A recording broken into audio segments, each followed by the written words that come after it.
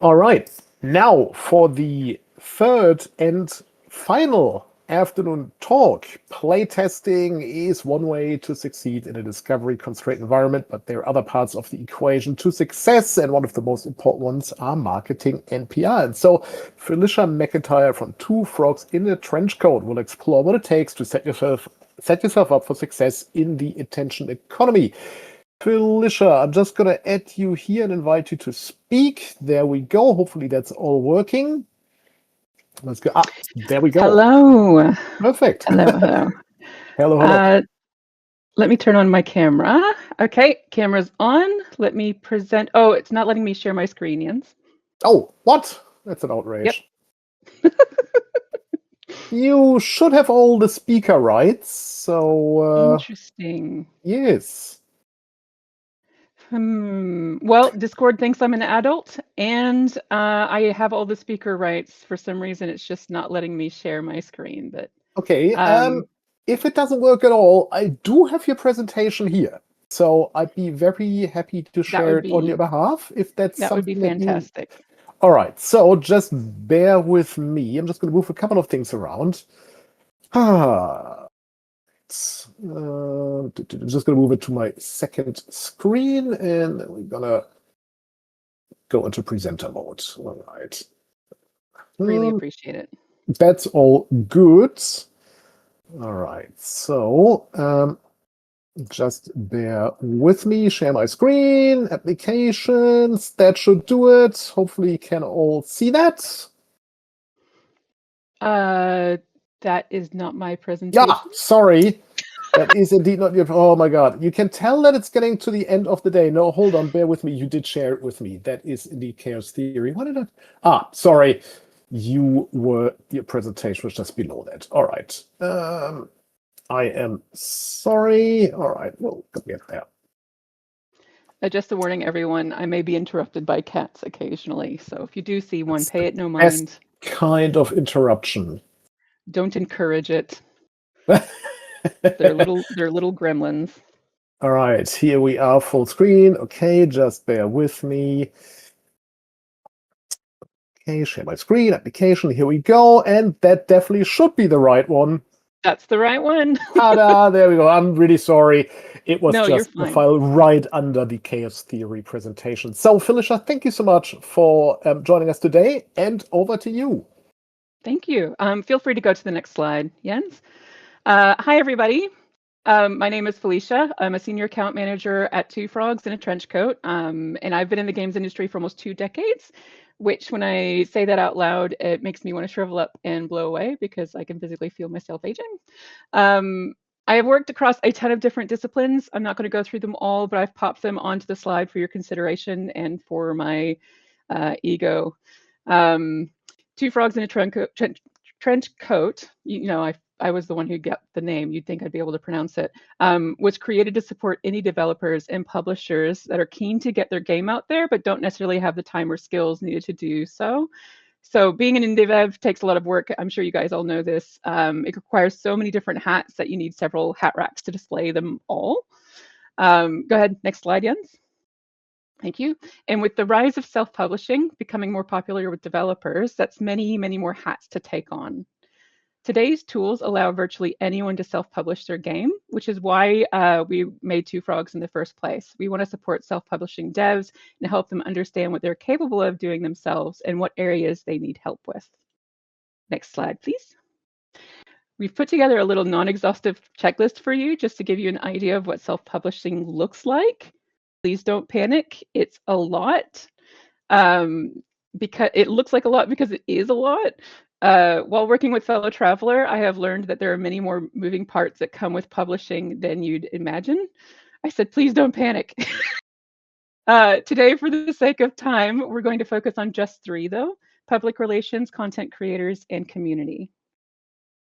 You're going to need these to make your game stand out, and standing out is very, very important because, next slide, please. It's really fun telling Jens what to do. According to SteamDB, 21,000, you've already heard this number quoted already today, 21,460 games were released on Steam in 2025. So while making a good game is important, discoverability is now one of the biggest challenges in self-publishing. That number of published games I mentioned seems high, right? But the problem is more complex than that. Your game is competing against other indies and AAAs, but you're also competing against social media, Netflix, YouTube, TikTok, and every other form of entertainment that is fighting for somebody's time and attention. Agencies can help you fast track the process of leaning on relationships with media and creators, doing research for new contacts and campaign strategy, but there are never guarantees of success, even with professional support. If you do not have an agency, that does not mean you cannot succeed, but it does mean that you need to become good at research and communication and relationship building. Journalists receive hundreds of pitches every month, and creators receive even more because their contact information is often even more public. To stand out, you're going to need to nail down several things about your game that will set it apart from everything else. Next slide, please, Jens. Here are some questions to ask yourself. How is your game going to be different from every other roguelike out there? Your game's positioning will determine the attention it receives from journalists, creators, and the public. How are you going to get John to tell his friend Dan about your game? What is it going to take to get a journalist or creator to not just pay attention to your game, but also play it and then cover it? You'll need to research your competition and find out who covered those games. How are you going to capture the hearts and minds of people and then convert them into community members that want to stick around, speak with you, and maybe even boost your Discord server? Your community will want to be part of your game's development journey. I'll take you through, next slide, please. PR next, and explain why in a landscape that is still shifting, it's important to focus on the media that remains. Next slide, please. Again, Jen, thank you. People often confuse public relations with marketing, but they are not the same thing. PR is a marketing discipline, just as advertising, sales, or pricing is. PR specifically is focused on relationships, reputation, communication, and visibility. I've listed here some things we handle at Two Frogs as examples. Media and content creator pitching, press releases and media blasts, and yes, those are two different things. Interview coordination, community creation and support, social media content creation and strategy, and so on. You get the picture. PR connections include journalists and media outlets, which are also two different things, content creators, paid and earned, communities, social media, Reddit, Discord, event organizers, fest, showcase, and so on. You probably already understand a good portion of what examples I'm giving you, but this is what our connections include. A good PR strategy will help you explain why your game matters, build trust and credibility with your audiences, create ongoing visibility of your game up to and after launch, and build long-term relationships with media creators and your community. A person who is good at PR is known for being reliable, honest, organized, helpful, and easy to work with, so no pressure. Okay, a little pressure because with all the hats that you're wearing, it can be easy to let a few things go when it comes to your game's campaign. Next slide, please, Jens. Cringe. A lot of mistakes come from misunderstanding how media relationships work. Here are some common mistakes for you to take in. Journalists talk to each other. Creators talk to each other. Reputation spreads really quickly in this industry, especially publicly and on social media. Even if someone does not cover your current game, they may cover your next one. But how do we get their attention? Next slide, please. Journalists you reach out to are likely either freelancing across multiple outlets, managing websites full-time, covering daily breaking news, and reviewing games under tight deadlines. The easier you make their job, the better chances you have of coverage. Here's what we found that works for getting the attention of journalists. Research everything you can about them and see what is relevant to you. Explain in as few words as possible why they should open your email. Lay out your elevator pitch and give them a reason to respond or try out your game, and include a game code where you can. Press can tell when you're using a template. So unless you tailor your messaging to each target, so make sure you do so. And make sure there aren't any roadblocks on the way to your game being played. The subject of an email, for example, is going to be the first thing they see about your game. So how can you create something that they'll want to open? Next slide, please. The email subject line is going to be your first line of attack. So I've provided some good subject lines that have proven to be popular with media. As you can see from our work with Fellow Traveler, we've got a few things that we announced this year, for example. The idea is to put something forward that will make them take notice, such as using game names that they're already familiar with or sharing a simple concept of a game that sounds intriguing. Bad subject lines here either don't provide enough information or don't explain why your game is unique enough for the journalist to even want to open your email. The ugly subject lines are provided for fun. Um, so please never write anything like this, even if you're desperate. Next, we're going to talk about creators. Next slide, please. I've seen some indie devs treat creators like they're an expected extension of their marketing team, but this is not the case. It's important for you to reframe creators in a way that will help you, the creators as well, and your game. Next slide, please. A content creator is many things, but they are not a game covering machine.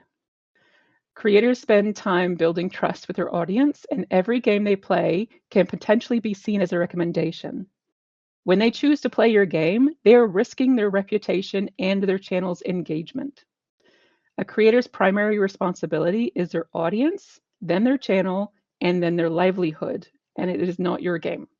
So I would encourage you to stop thinking about coverage and start thinking about why this creator would be excited about my game. Otherwise, you could stumble into some very easy to avoid mistakes. Next slide, please. Here are some common problems that we've seen indie devs run into with creators. Audience size is a metric, but it is not the metric. A creator with 1,000 engaged followers can often outperform a creator with 100,000 disengaged followers. Keep yourself from overly explaining your mechanics. While I know you love your game, no one is going to get excited only about your game having 12 classes, 40 weapons, 750 side quests, unless they're already an enfranchised person. Creators care about moments that are funny, surprising, emotional, and or chaotic. They care about the experience they can have while on screen and presenting to their community. Content creators should be a main part of your timeline. You don't want to have launched your game and then panic because you haven't sent any outreach to the people that can get your game in front of their audience. Their schedules are full, so you need to get to them with plenty of time for planning. Good creator relationships involve respect, communication, and collaboration. You're not going to get anything meaningful by just dropping them a key and expecting coverage.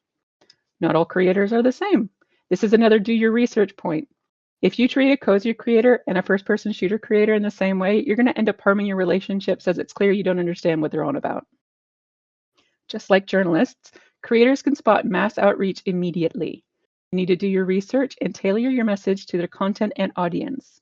Instead of, hey, here's my game, you should be saying something along the lines of, I noticed you recently played Balatro and Backpack Battles, and I think I've got a game that is right up your alley. But how do we get their attention? Next slide, please. Creators are constantly searching for new stories to tell, unique concepts, or discoveries that they can show to their community, funny or emotional moments, and interaction with their audience. Your pitches should always include GIFs or GIFs, depending on if you're my dad, with clips of gameplay and access to the game's press kit so they can determine if your game is a fit for their platform and audience. Make it easy for them to do this. They are just as time poor as journalists. Your outreach to creators should include a one-sentence pitch, your game's key features, a GIF or GIF of gameplay, and links to assets and press kit. Keep it short and informational, and if they are interested, then they will follow up with questions. The most important question you can ask yourself when researching a creator is, would this creator's audience genuinely enjoy my game? A perfect audience match will beat a huge creator every time. Speaking of creator sizes and conversion rates, next slide, please. A large creator with 100,000 followers may convert 1% of their unengaged community by playing your game. That's 5,000 game sales. A small creator with 5,000 followers may convert 80% of their fully engaged community. That's 4,000 game sales. Smaller creators are just as important as large creators. Small creators are the video games industry's most overlooked opportunity. If you have a group of small creators, their communities are more engaged, more loyal, more interested in what their chosen creators have to say. This gives smaller creators a better conversion rate than most high-profile creators with a large but unengaged following. Not to mention, a creator that has 500 subscribers today could have 50,000 in just 2 years. Small creators are often easier to reach, they're more likely to reply, they're more willing to experiment, and more invested personally with your communities. These creators will become early supporters, your community leaders and ambassadors, and your game's advocate. Many smaller creators have higher engagement, more community interaction, and more personal relationships. Their audience trusts them more, and that trust can convert into wish lists at a higher rate than bigger creators who have to be more hands-off with their much larger community. You should treat each creator exactly the same, with respect and professionalism and generosity, regardless of what size they are. Some of the game's biggest supporters will come from this group. The strongest launches are often supported by dozens of small creators who genuinely care about the game, not one huge creator who's only going to play it once. Because smaller creators have such engaged communities, there's a higher chance that their community will begin to filter into your community, which leads us to the next slide. As I'm sure you've seen online, communities are incredibly important for indie devs. They are there from day one and sometimes even before a game is announced. Next slide, please. One of the biggest mistakes developers make is treating community as something they look at after they've hit an early milestone. You want to start working on building a community, immediately. You should be working on your game's build anyway, even before you announce your game or have a Steam page possible. Algorithms, storefronts, and social media platforms are going to change over time, and your community base will, if given proper attention, follow you no matter where you go. A strong community can wishlist your next game, buy your DLC, recommend your game to friends, defend you during difficult moments, and follow your studio for years. People are more likely to support things they feel connected to. Your community members will become advocates, beta testers, online cheerleaders, and future repeat customers. That's why it's important to build early and avoid making common community mistakes. Next slide, please. Thank you. It's understandable to not be a social media person. Trust me, I get it. Or even a person who even deals with the public all the time. However, in order to get and keep a community, there are some things you'll need to do in order to make sure people know your game even exists. When you're setting up your game's community for the first time, you will need to avoid a few things that can cause friction. Developers often appear only to announce a new trailer or event, ask for wish lists, or to promote a sale before disappearing again, and that's going to hamper your momentum. Content created for the purpose of community should be treated like a conversation. It is not a channel just for one-way broadcast.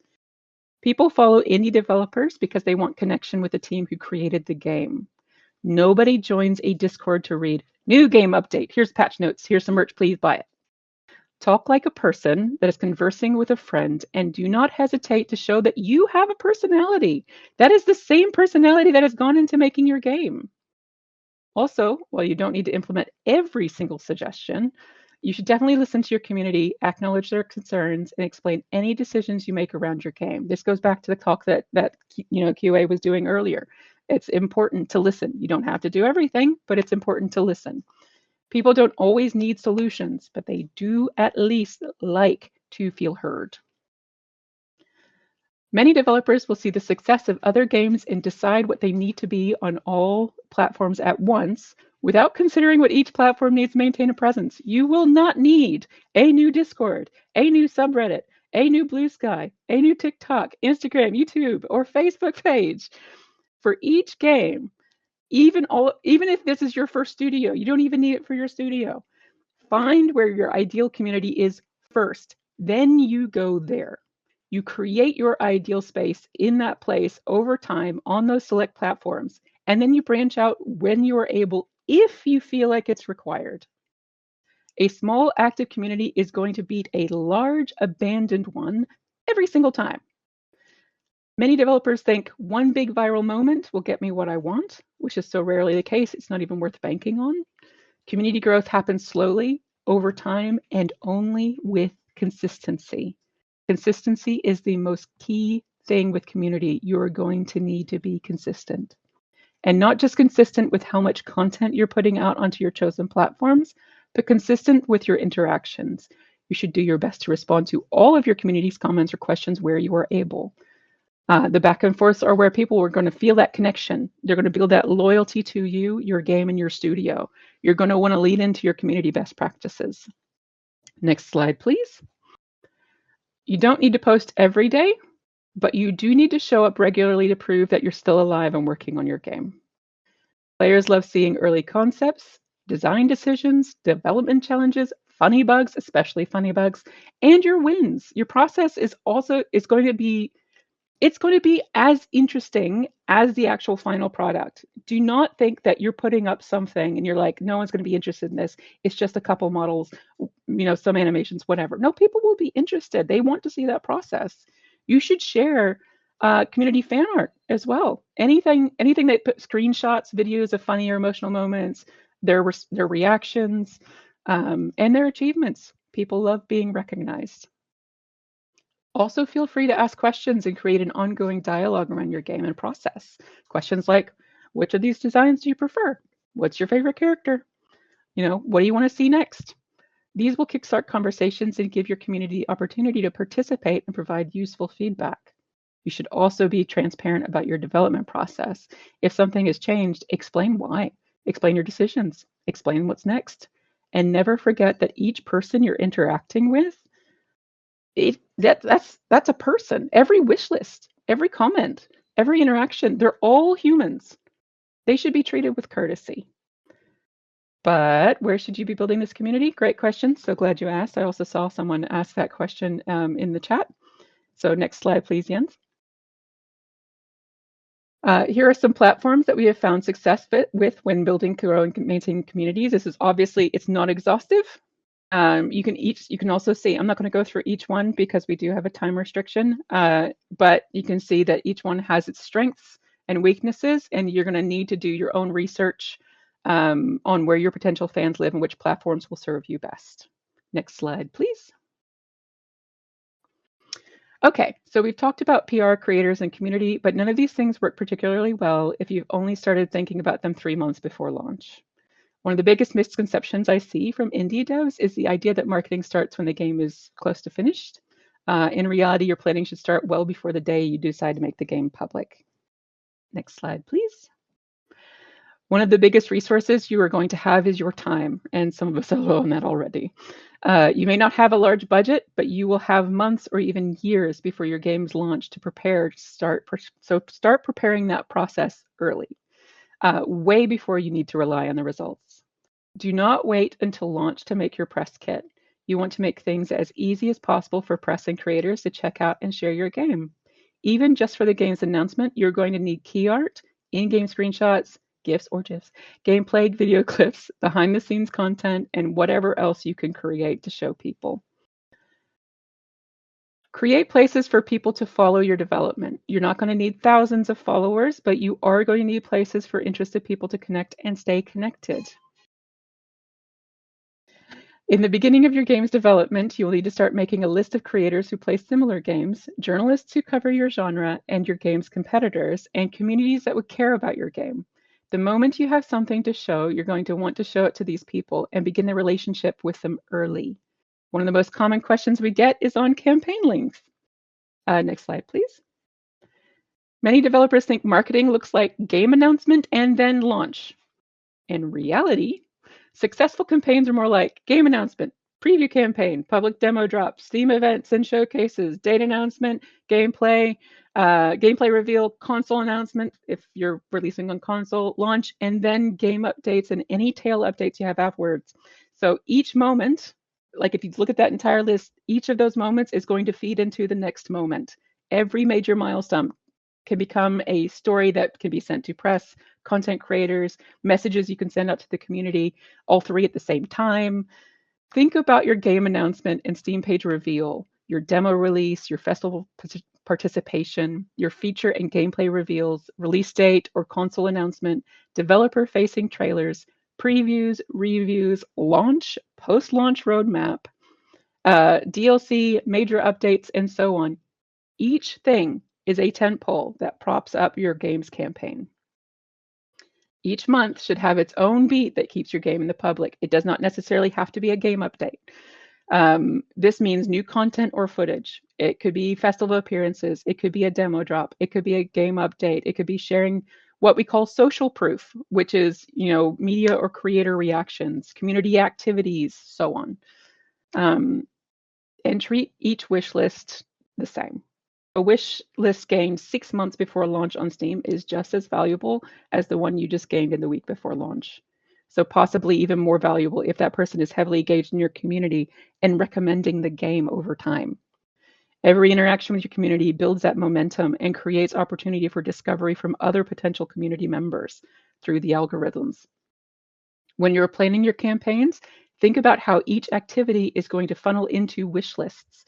Media coverage can lead to creator interest and vice versa. Coverage leads into community growth, which leads to more wish lists. More wish lists will lead to better visibility, and that means more media creators will be aware of your game.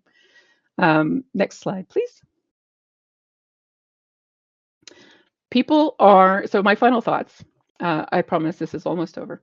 People are overwhelmed and busy, and you have a lot of competition for their time. Make it easy for people to understand what your game is, why it's interesting and different, and why they should care.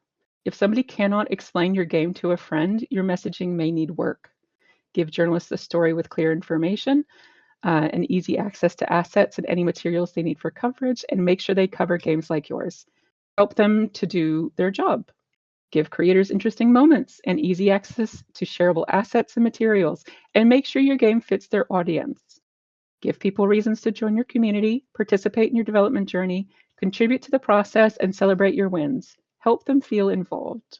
Most successful indie games are built on hundreds of conversations, dozens, if not hundreds, of relationships, months to years of community building, and years and months to years of game development. Your success will be the result of research and preparation meeting your opportunity. You do not need everybody to care about your game, but you are going to need the right people to care enough about your game to tell somebody else. Okay, so last slide, Ian, and then that's it. Ta-da, we're done. Two Frogs in a Trenchcoat is always here to provide advice and help you on your journey. If you have any questions, I'm happy to answer them now. If we've got time, I know that we ran a bit late. No, that's all good. Look, why don't we just answer a couple of questions, and then maybe we can, or you can continue the conversation in the chat if you're so inclined. But I think there are a couple of questions here that may be of interest for everyone. So I just saw this one from Aiden, who said, "What do you do when you're unsure what to post? Sometimes I have no new content for people to look at. All the content we're working on is just so technical, it's already visual, and then we post a lot around events. But yeah, in the day-to-day, it loses priority." Do you have some advice? That is a totally fair question. You might think it's weird, but people don't mind seeing code. I'm not joking. Like if you're going through and saying, "Hey, like here's the code on this," and you like GIF or GIF, thanks, Dad, of what you're writing, or if you say, "Here, this is what this leads to," and here's a bunch of you will get like coders responding to your code post. Like it's not always going to be, you don't always have to be extremely visual. You can also be like textual. You can be, or you can talk about ideas. Gamers love code. They absolutely do. Gamers love code. People love seeing it. There you go. There was another question here from Luke, which is, how much value do you see in showcasing your game at in-person events, such as PAX, GDC, or Play Now, compared to focusing purely on online marketing and community building? Do you think the cost of attending these events is worthwhile, or can indie developers realistically succeed through online marketing alone? Good one. It is a good question. I think if you have the budget, which is so rare for indie, then it can be a good on the ground, like boots on the ground type practice. But because it is so uncommon for people to have that budget, it is probably likely to better invest in your digital places than it would be to try and get to, like, if you're already in Melbourne and you're able to show at PAX and they're able to give you that at a good indie rate, showing like as part of the indie mega booth, great, go for it. People are going to stop by, they're going to see it. If you can give out, like, one year I got these really cool little wooden buttons from one of the indie devs, and they were so rad, and I still have it. Like that kind of experience is really cool for people to have. But as far as like reach, you're not going to get better reach than you are online, unfortunately. Yeah, it's pretty tricky, isn't it? I mean, I was also recently in a conversation about Day of the Devs and how the return on that investment is also getting smaller. So, and Day of the Devs mostly commonly held around GDC, which is a very expensive proposition either. So, I think it also very much depends on what event you're going to and how that can serve your agenda. Gamescom, for example, is a very, very different proposition to, say, PAX, and they Huge. all have right. It's all quite different, all cater different agendas. So there isn't really a very clear-cut answer here. But I do appreciate it, because that question really comes up quite a bit. Luke was just also asking another question, bringing up a question from earlier, Felicia. How do you value the different social media platforms such as Reddit, X or Twitter, Blue Sky, Discord for public relations and building a community around your game? Sorry, say that again. I might have missed the text. It was essentially, how do you value the different social media platforms? For example, Reddit, Twitter, and so on, for public PR and building a community. So I've seen it like I said earlier, like it really does depend. Oh, the glasses are coming off, so it's an important response. So I've seen different reactions from different platforms. Everybody's got a different vibe. So it's really about where you want your community to, like, how you want them to be. Like, what kind of people do you want them to be? Like, people on Reddit are going to be completely different to people on Blue Sky, for example. So if you want someone that can be really positive and be really into your game and constructive, but also like be really nitpicky, you might choose Reddit, because they're very good at being nitpicky and providing a lot of feedback. But there's also a lot of really experienced people on Reddit. It honestly will depend. You've really got to go through it.